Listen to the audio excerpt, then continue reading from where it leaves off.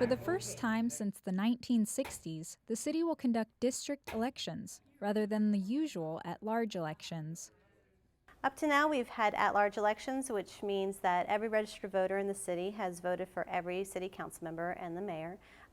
The district elections that are new this year, that means that only voters in specific districts will be electing their council members. We have 3 districts on the ballots, districts 1, 2, and 3.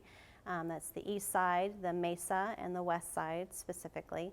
And only those voters will be voting for their council members this year. And then the voters in the other 3 districts in 4, 5, and 6 will be voting for their council members in 2017. A final district boundary plan was adopted by the City Council in March, dividing Santa Barbara into 6 districts. The 6 newly adopted boundaries are identified as District 1, the east side, District 2, the Mesa, District 3, the west side, District 4, the lower Riviera, District 5, Upper State Street, and District 6, downtown. Well, we had a very short, intensive public participation period. We hired a company called the National Demographics Corporation, they're professionals in this field. They do this for cities all over the state. And they set up a website which was interactive. The public could participate in this whole process. We had 4 public workshop meetings where people came and provided their opinions and their insight into the various drafts of the district boundaries. And the public was also able, through this interactive website, to go in and actually make their own district boundary maps, which was really neat because we saw about 20 different maps from different people in the city. Some were organizations, neighborhood organizations, other were individuals. And through the public participation process, everybody collaborated and came to a decision, and council finally made the final decision on March 30th based on all that public input. One of the benefits to district elections is that there will be equal representation from every part of the city. Well, the districts will allow for direct representation for each specific neighborhood and community. So I think that would be a big benefit for individuals. It'll help with the candidates who will be running for council. They'll have a smaller area to campaign in.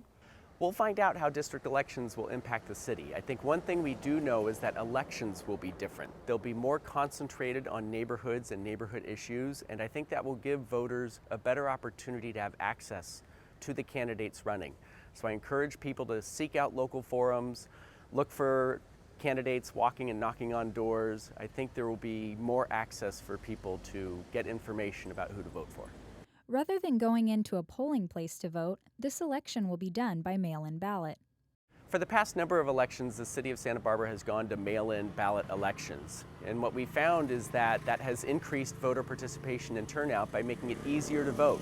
You get an addressed, stamped envelope to mail back in your ballot. And so you can do it in the comfort of your own home, fill out the ballot, close it up, put it in the mailbox, and you voted. We'll also have drop-off centers if you feel more comfortable dropping off your ballot, but we're trying to make it as easy and accessible for people to get out and vote, and we encourage people to do so.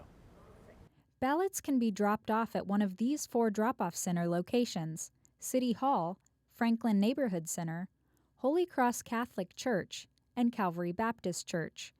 Ballots will be mailed out to registered voters in Districts 1, 2, and 3 on October 5th and must be postmarked by Election Day on November 3rd.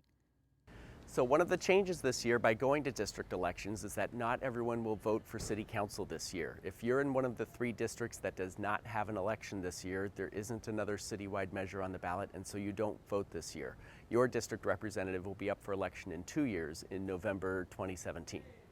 Because of the change in this year's election, the city's being proactive about informing residents of what they need to know to vote. Well, we feel that the outreach for this election is extremely important because a lot of people still aren't aware of the district elections. So what we're going to be doing, all of the voters in districts 1, 2, and 3 will be getting a sample ballot.